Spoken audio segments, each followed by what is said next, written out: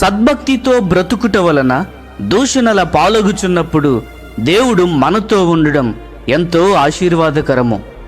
ఆదికాండము 39వ అధ్యాయములో యవ్వనస్తుడైన యోసేపు చూపించిన జీవన విధానము నేటి యవ్వనస్తులకు ఒక నిబంధన వలె ఉన్నది. పేదవాడైన యవ్వనస్తుడైన యోసేపు ఎంతో శక్తివంతమైన మరియు ఆకర్షణ కలిగిన స్త్రీ ద్వారా తీవ్రమైన శ్రమను ఎదుర్కొని కూడా దేవునికి నమ్మకముగా ఉన్నాడు. యవనస్తులు జారత్వము నుండి పారిపోవుటకు ఒకే ఒక్క మార్గము ఏమిటంటే లైంగిక సంబంధమైన పాపమునకు ప్రేరేపించే ప్రదేశముల నుండి పారిపోవటమే. 1 కొరింథీయులకు రాసిన పత్రిక 6వ అధ్యాయము 18వ వచనంలో జారత్వమునకు దూరముగా పారిపోవుడి. సరిగ్గా యోసేపు ఇదే చేశాడు. ఫరో యొక్క ప్రధాన సైన్యాధిపతి భార్య తనతో జారత్వము చేయుటకు యోసేపును బలవంతము చేసింది. కానీ యోసేపు తిరస్కరించాడు.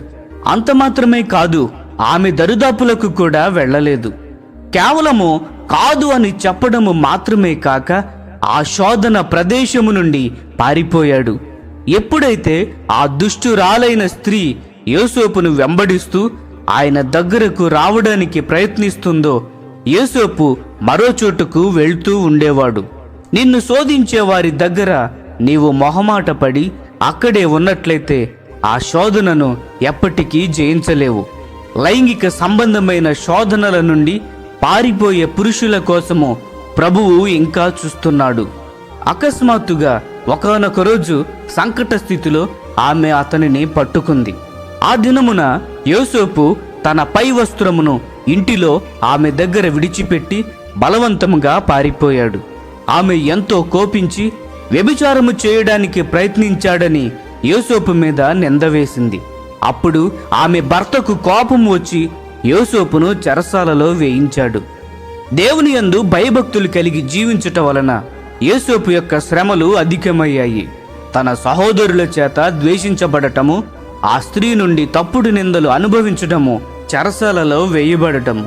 ఆ రోజుల్లో చెరసాలలో నేల క్రింది భాగములో ఎలుకలు, పురుగులు, బొద్దింకలతో నిండి ఉండేవి.